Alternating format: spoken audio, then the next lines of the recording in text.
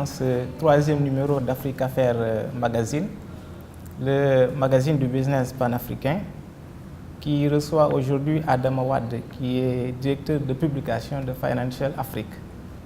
Bonjour Adama. Bonjour. Nous allons d'abord parler de Financial Afrique, qui a juste 2 ans et qui fait son petit bonhomme de chemin. Merci. Financial Afrique, c'est un magazine panafricain qui couvre l'économie et la finance et qui est articulé en 3 supports. Nous avons d'abord un site internet, nous avons une newsletter qui tous les matins irradie la communauté économique et financière africaine. Nous avons en ce moment 11 000 abonnés qui reçoivent donc tous les matins avant 8 heures des informations fraîches sur l'Afrique. Et bien sûr, il y a l'édition mensuelle qui est vendue en kiosque et qui s'appelle Financial Afrique. D'accord. Actualité oblige, on va aussi parler de succession et à la tête de l'OIF, Organisation internationale de la francophonie, et puis de la Banque africaine de développement aussi. Ça, vous le suivez comme nous. D'abord, on va démarrer avec la Banque africaine de développement. On sait qu'il est actuellement présidé par Donald Kaberuka, le Rwandais, qui préside l'institution depuis 2005, disons. 2005, à la mi-mai 2015, il aura un successeur. Il va succéder à Donald Kaberuka à la tête de la Banque africaine de développement. Alors, toute la question est là. C'est vrai que sous Donald Kaberuka, la Banque africaine de développement a changé, puisqu'elle a tout simplement triplé de volume. Elle a acquis une institutionnalisation qui n'a jamais eu lieu par le passé. Elle est notée AAA. Elle a dépassé la Banque mondiale en termes de prêts et d'engagement sur l'Afrique. C'est la première institution et c'est pourquoi la succession de Donald Kaberuka intéresse au plus haut niveau nos États. Aujourd'hui, il y a beaucoup de candidats. D'accord. Vous les avez rencontrés? On en a rencontré la plupart parce que nous suivons l'actualité de cette institution de très près. Nous étions aux assemblées de la BAD à Kigali en mai dernier. Et aujourd'hui, il y a par exemple des candidats qui se dégagent de la longue liste. Nous pouvons par exemple citer Christina Duarte, qui est ministre de Finances du Cap-Vert, mais elle n'est pas la seule. Il y a aussi Jaloul Ayoud de la Tunisie, qui fut aussi, juste après la révolution, ministre de l'économie et des finances, qui était pressenti même pour briguer la primature. Mais Jaloul Ayoud est connu dans le milieu comme étant l'un des banquiers les plus brillants de l'Afrique du Nord, puisque rappelez-vous, il était à la tête de la BMCE Bank, la BMCE Bank qui a racheté Bank of Africa et qui aujourd'hui a formé l'un des groupes les plus puissants de l'ensemble Afrique du Nord, Afrique de l'Ouest et du Centre. Il y a bien évidemment d'autres candidats, comme M. Cordier, qui est le ministre des Finances du Tchad et qui, à ce titre, a l'un des plus gros challenges de l'Afrique, c'est d'essayer de diversifier l'économie tchadienne, qui repose plus que jamais aujourd'hui sur le pétrole. D'accord. On sait que le parrainage des chefs d'État membres va beaucoup peser sur la balance. Dites-nous comment ce candidat, comment le président de la BAD est-il choisi? D'accord. En fait, vous avez raison de le souligner. Il y a des candidats, il y a des CV qui sont costauds. Alors le choix, il sera diplomatique. Lors de la dernière élection pour M. Kaberuka, il y a eu une bataille intense. Il n'a gagné qu'au terme dans presque 3e tour. Aujourd'hui, nous avons face à nous des candidats. Le choix se fera par les États, par les administrateurs. Et ce sera en mai 2015 à Abidjan, en marge des assemblées. Et donc concrètement, c'est les candidats qui auront le plus rallié d'États, aussi bien les États africains et les États aussi, les membres non régionaux, c'est-à-dire les pays qui sont membres de la BAD et qui ne sont pas africains. Donc il se dit que ces pays qui ont 40% des voix auront un mot-clé à jouer. Donc souvent ça se joue à ce niveau-là. Le candidat du Tchad sera naturellement, et sauf accident, soutenu par l'Afrique centrale, c'est-à-dire la CEMAC, alors que Jaloul Ayoud sûrement et probablement sera soutenu par l'Afrique du Nord. Et Christina Duarte, qui vient d'un pays qui s'appelle le Cap-Vert, il se dit que l'Afrique de l'Ouest va la soutenir. Mais de tous ces candidats, je pense que c'est celui qui obtiendra le plus de voix auprès des membres non régionaux qui l'emportera. D'accord. Vous avez également tâté le pouls de l'opinion avec le sondage sur Financial Afrique. Oui. Comment se positionnent ces différentes personnalités qui veulent briguer la présidence de la...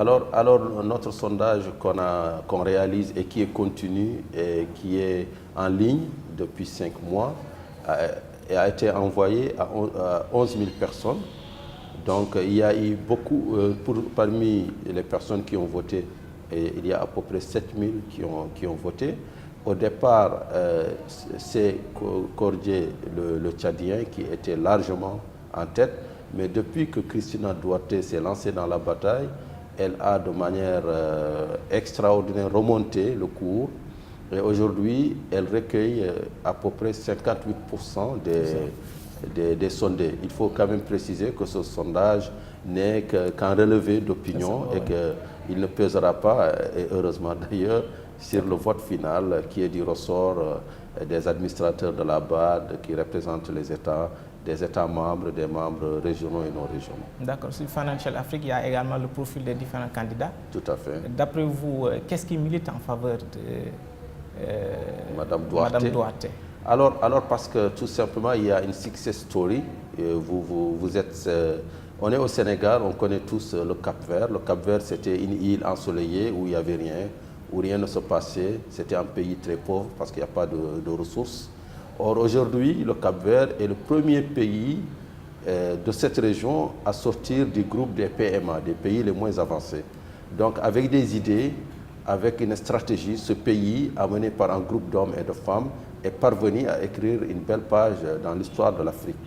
Donc, si le Cap-Vert s'est développé, c'est grâce notamment à Christina Duarte, qui a joué un rôle décisif, notamment dans la planification et la stratégie. Et nous pensons qu'elle, à la BAD, ce sera une sorte de continuité de l'action entreprise par Donald Kaberuka, c'est-à-dire que la BAD va encore se renforcer, s'ancrer dans le concret, dans le secteur privé, apporter plus de financement aux infrastructures, apporter plus de solutions pour le financement de l'eau. Et nous pensons que la BAD doit continuer cette impulsion parce qu'avant 2005, la BAD c'était un organe public, c'était un organe d'appui au secteur public et c'était un organe qui ne produisait pas assez de ressources pour se financer, pour payer ses salariés. Aujourd'hui, la BAD c'est un organe qui dégage du cash, qui finance des projets rentables. Il y a un changement de philosophie qu'il faut absolument préserver. Et nous pensons que Christina Duarte, elle n'est pas la seule, elle n'est pas la seule, peut incarner cette continuité, tout comme Jeloul Ayad de la Tunisie d'ailleurs. Également, Maktar Diop, qui a voulu se présenter, disons-le ainsi, et qui au final s'est retiré, d'aucuns soutiennent qu'il n'a pas reçu l'aval, le soutien du président de la République Macky Sall. En tout cas, selon ses propres déclarations, il a été sollicité par le président du Sénégal, Macky Sall, pour se présenter. Bon, on est un petit peu étonné parce que quand même, il faut le dire, il y a à peine 10 à 15 ans, il y avait un Sénégalais à la BAD, c'était Babacar Ndiaye. Aujourd'hui, naturellement, compte tenu du fait que la BAD appartient à un groupe de régions et de pays, il est tout à fait normal que le Sénégal, à mon humble avis, ne présente pas de candidature cette fois-ci et qu'il est tout à fait normal que des pays qui n'ont pas encore eu cette chance de présider aux destinées de la BAD puissent postuler. Moi, j'ai été surpris par la candidature de M. Diop, mais quand j'ai lu ce qu'il a dit dans la presse, à savoir que le président Macky Sall l'avait soutenu et l'avait invité à se présenter, j'ai un peu compris. Ce que je n'ai pas compris jusqu'à présent, sûrement vous aussi, c'est les raisons de son retrait. Nous allons maintenant parler du bilan de Donald Kaberuka. Oui. Donc, il faut le dire, a fait de cette institution la première qui finance le développement économique de l'Afrique. Il a également insisté, mis l'accent sur les infrastructures. et il persiste avec le Fonds Afrique 50 qui vient d'être lancé au Maroc et qui est géré par Casablanca Finance City. Alors, en fait, le fonds a été lancé au Maroc. Il est hébergé par Casablanca Finance City, qui est un petit peu une zone spéciale. Le bilan de Kaberuka s'apprécie, à mon avis, de manière stratégique, parce qu'avant Kaberuka, comme je l'ai dit tantôt, la BAD était un organe du secteur public, c'est-à-dire un organe qui finançait les États, les projets publics, qui avaient besoin de garanties d'État même pour les financer. Avec Kaberuka, pour la première fois, nous avons vu la Banque africaine de développement accorder plus de crédits, plus de concours au secteur privé. Donc, il y a un changement de philosophie. La BAD aujourd'hui accompagne les entreprises, accompagne les projets d'infrastructure en Afrique. Ça, c'est un changement important dans la philosophie même des DFIs, c'est-à-dire des structures de développement, des banques de développement. Et Kaberuka a été l'architecte de ce changement. Je pense que c'est le bilan, moi, que je retiendrai de son passage à la tête de la Banque africaine de développement. On va parler de la succession du président Diouf à la tête de l'OIF, qui dit avoir exercé un magistère d'influence donc pour préserver, disons, la démocratie dans certaines localités en Afrique. Le bilan d'Abdou Diouf à la tête de l'OIF après 3 mandats est à l'image de son parcours. C'est un président institutionnel, c'est un président qui représente une certaine élite africaine avec ce panache, cette distance par rapport à l'actualité immédiate, avec ses précautions dans ses interventions. Je dirais que le président Abdou Diouf, c'était un petit peu quelqu'un qui a symbolisé une OIF pétrie de sagesse, mais à mon avis totalement et absolument inefficace sur le champ de l'économie, inefficace par rapport aux questions pertinentes dont se pose la jeunesse aujourd'hui des pays francophones, c'est-à-dire où aller étudier, comment trouver de l'emploi. Est-ce que le français c'est un avantage comparatif ou bien peut-être c'est un handicap? Michaël Jean, qui aussi est candidate, soutenue par le Canada, ex-gouverneur, d'après vous, est-elle bien placée pour succéder à Abdou Diouf? Forcément, elle est bien placée puisqu'elle est d'abord canadienne, elle est d'origine haïtienne, donc c'est une double culture qui ne peut qu'être positive dans l'appréciation finale qui se fera à Dakar pour le choix des candidats. Par contre, à mon avis, elle a un handicap difficile à surmonter parce qu'elle est ici quand même d'un pays du Nord, le Canada en l'occurrence. Deuxièmement, il y avait une tiédeur par rapport à ses soutiens. Le Canada ne l'a soutenu que dernièrement. Et troisièmement, il se trouve qu'aujourd'hui, l'administrateur de l'OIF est un Canadien. Ce serait très difficile d'imaginer une OIF avec un administrateur et un secrétaire général du Canada. Parce qu'il ne s'agit pas de reproduire le Québec, il s'agit de faire de la francophonie qui appartient à un ensemble très vaste de plusieurs États. Donc je pense que si elle est favorite, comme vous l'avez dit, elle ne peut pas être la seule. Pierre Buyoya, rattrapé par son passé, puisqu'il est arrivé au pouvoir à 2 reprises par un coup d'État. Vous savez, il faut toujours replacer les choses dans leur contexte. Le major Pierre Buyoya, effectivement, est arrivé au coup d'État, le fusil à l'épaule, mais par la suite, il s'est largement racheté. Et dans son pays, je pense qu'on retient plus la personne qui a évité un génocide, et qui a évité des affrontements interethniques. Et aujourd'hui, dans l'actualité immédiate, ce qu'on retient de lui, c'est qu'il est l'envoyé spécial de l'Union africaine pour le Mali. Donc c'est quelqu'un quand même qui joue un rôle dans la médiation des conflits et dans la gestion des diversités dans nos pays. Il a aussi une carte à jouer en tant qu'ancien chef d'État. D'accord.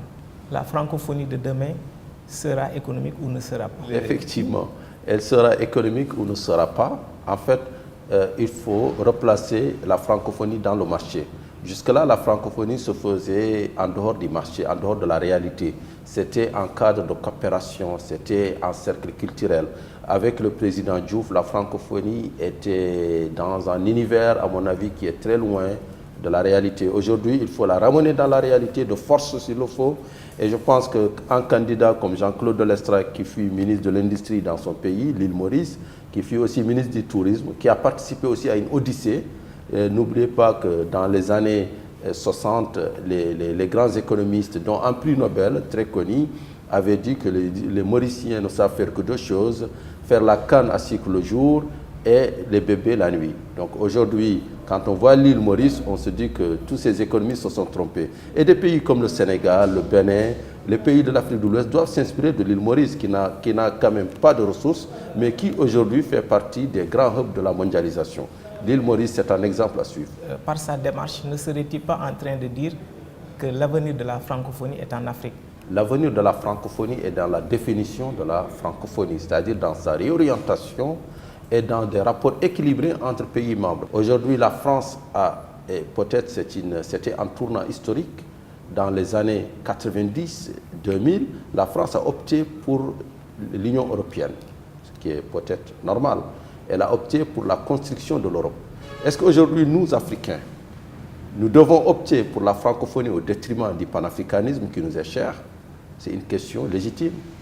La réponse, elle est complexe parce que est-ce que la francophonie et le panafricanisme sont antinomiques? Je pense que non. Mais il faudrait redéfinir la francophonie parce que nous ne devons pas recréer l'Union française qui n'a pas marché dans les années 50. Nous ne devrons pas recréer l'empire colonial français qui s'est effondré après la Seconde Guerre mondiale.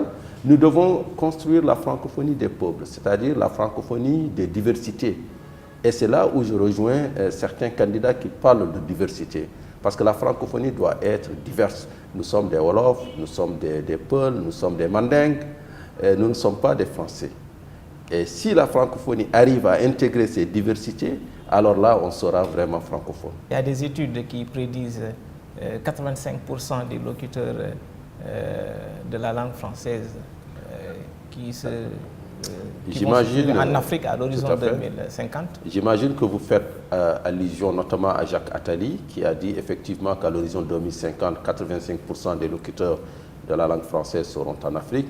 Et là, j'ai un malaise en lisant ce rapport. J'ai l'impression qu'on parle de la francophonie comme un marché des opportunités à prendre. On est encore en train de recréer les liens du passé. Et il faudrait rompre avec cette vision, justement. Aujourd'hui, on ne peut pas parler de francophonie sans mobilité, par exemple. Pourquoi on parle de francophonie alors que les Africains sont parqués en Afrique et que les Français ou les Canadiens ou les citoyens du Nord peuvent circuler librement? Mais il y a un avantage comparatif qui leur appartient dans cette union. Cette union est faite pour certains peuples et pas pour d'autres. Donc aujourd'hui, puisque nous sommes, moi je suis profondément alors libéral, mais dans le libéralisme, il y a une notion fondamentale, c'est l'égalité des acteurs. Il faut donner les mêmes chances à tous les acteurs. Il faut donner les mêmes chances à tous les jeunes africains, canadiens et français. Il faut que les jeunes africains puissent aller chercher les stages au bout du monde, comme les jeunes français viennent chercher des stages au bout du monde. Sinon, on est en train de recréer l'Empire et nous sommes contre l'Empire. On est au XXIe siècle. Il faudrait que l'Afrique apprenne à se détacher de certains liens. Malheureusement, je constate qu'au fur et à mesure que ce sommet de Dakar s'approche, on rentre dans les tabous, on ne dit pas certaines vérités. Et c'est pourquoi il y a un contre-sommet de la francophonie. Il faudrait que les dirigeants puissent, de manière sans passion, de manière apaisée, poser les vrais termes du débat. D'accord. La francophonie va-t-elle dans le même sens que Jean-Claude Delestrac? Si l'on sait qu'aujourd'hui, on a initié en marge du sommet de Dakar un forum économique donc, qui est inédit, ne pensez-vous pas que là, la francophonie donc, trouve une nouvelle orientation? En fait, c'est une bonne chose qu'il y ait un forum économique en marge du sommet de Dakar. Mais encore, il ne faut pas qu'on le fasse pour les caméras. Il ne faut pas que ça soit un coup d'épée dans l'eau. Le vrai forum économique, il doit être permanent. C'est des alliances entre hommes d'affaires, c'est des alliances entre groupements d'entreprises ayant les mêmes intérêts. C'est dans la perspective de la vision de la francophonie de demain. Et la francophonie de demain, à mon avis, elle ne sera forte que si réellement on est dans un jeu où il y a un minimum de convergence, un minimum de partage. Parce que c'est quoi la francophonie? Est-ce que c'est un club? Si c'est un club, normalement, les membres doivent avoir certains privilèges par rapport à ceux qui ne sont pas membres. Mais aujourd'hui, vous, en tant que Sénégalais, vous avez les mêmes droits qu'un Angolais en France. Donc l'Angolais, il n'est pas membre de la francophonie. Vous avez les mêmes droits. Mais si le même Angolais et vous vous présentez à l'aéroport de Lisbonne, lui, en tant que membre des pays lusophones, il a plus de droits que vous. Donc la francophonie telle qu'on nous la présente aujourd'hui, à mon avis, elle va encore aller elle va se décrédibiliser très rapidement. Elle va perdre encore beaucoup plus à l'avenir parce que n'oublions pas une chose, nous étions colonisés hier. Le français nous a été imposé, même si c'est une langue, nous la parlons, nous l'aimons, elle fait partie de nous-mêmes, elle fait partie de nos identités multiples. Mais aujourd'hui, moi je suis au Sénégal depuis 2 ans, et je remarque quand même la montée des langues nationales. Et c'est un processus, à mon avis, qui est irréversible. C'est-à-dire que la francophonie doit encore, comme l'a dit Jean-Claude de Lestrac, la francophonie doit se conjuguer au pluriel. Si c'est un carcan, on ne peut pas s'y reconnaître. Si c'est une frontière ou un mur qui nous empêche de voir le reste du monde, nous ne pouvons pas nous y sentir à l'aise. Mais si la francophonie, c'est l'ouverture, c'est la gestion des diversités, comme d'ailleurs le professeur Ton dans les années 70, alors nous sommes pour cette francophonie-là. Vous avez suivi la première édition du Forum Africa SMA Champion qui a accueilli les patrons africains à Dakar. Qu'est-ce qui a été décidé à l'issue de cette importante manifestation? Ce forum voulait réunir tous les acteurs de l'écosystème des PME.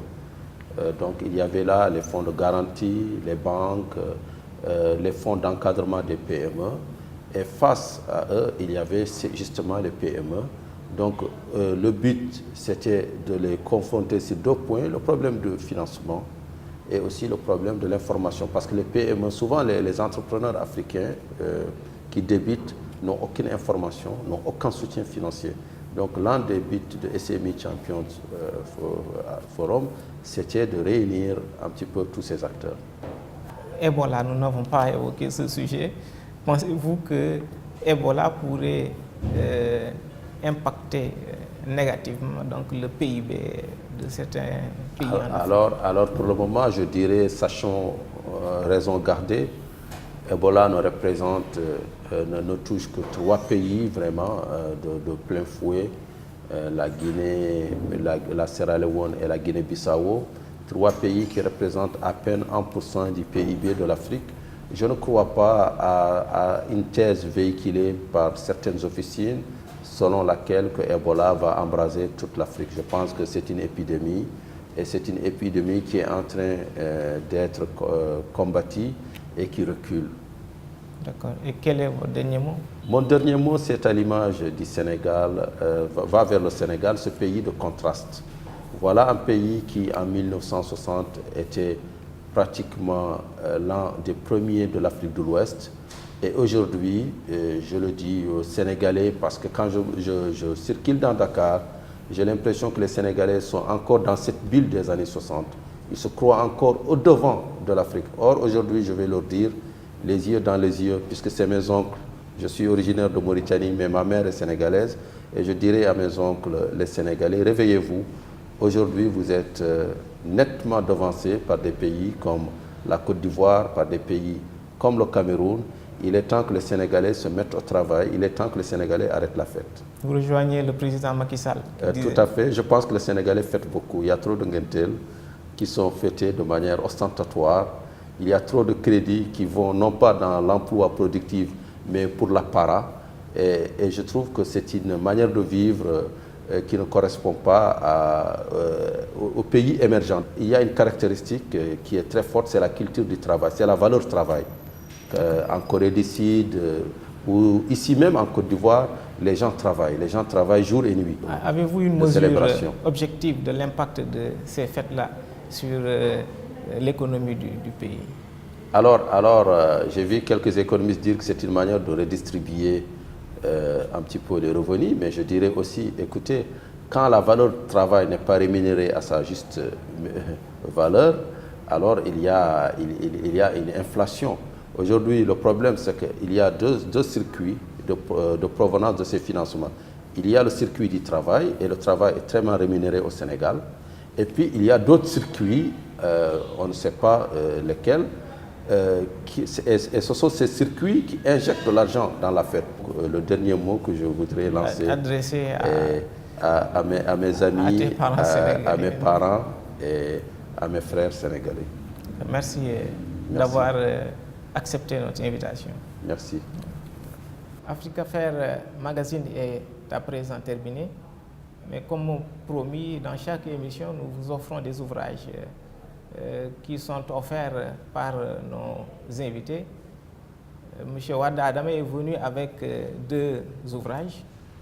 De quel livre il s'agit, Monsieur Wade? Alors, il y a d'abord François Racheline. Alors, de 0 à Epsilon, pourquoi j'offre cet ouvrage? Parce que tout simplement, il revisite la théorie économique qui est fondée sur l'équilibre, sur la symétrie. Or, il dit qu'il y a toujours un epsilon et que les théories ne se réalisent pas telles quelles dans la pratique. Et puis, il y a les apprentis sorciers du capitalisme africain, René François Monquet. Oui, René François Monquet, c'est un Ivoirien, c'est un essayiste ivoirien qui a produit plusieurs ouvrages. Et celui-ci, je l'ai particulièrement, il est sorti l'année dernière et c'est une exploration un petit peu de ce qui se passe sur le champ économique dans beaucoup de pays africains. Je le recommande particulièrement aux étudiants. D'accord. Merci, M. Wade. Merci. Africafer Magazine est à présent terminé. Nous vous donnons rendez-vous très prochainement pour un nouveau numéro.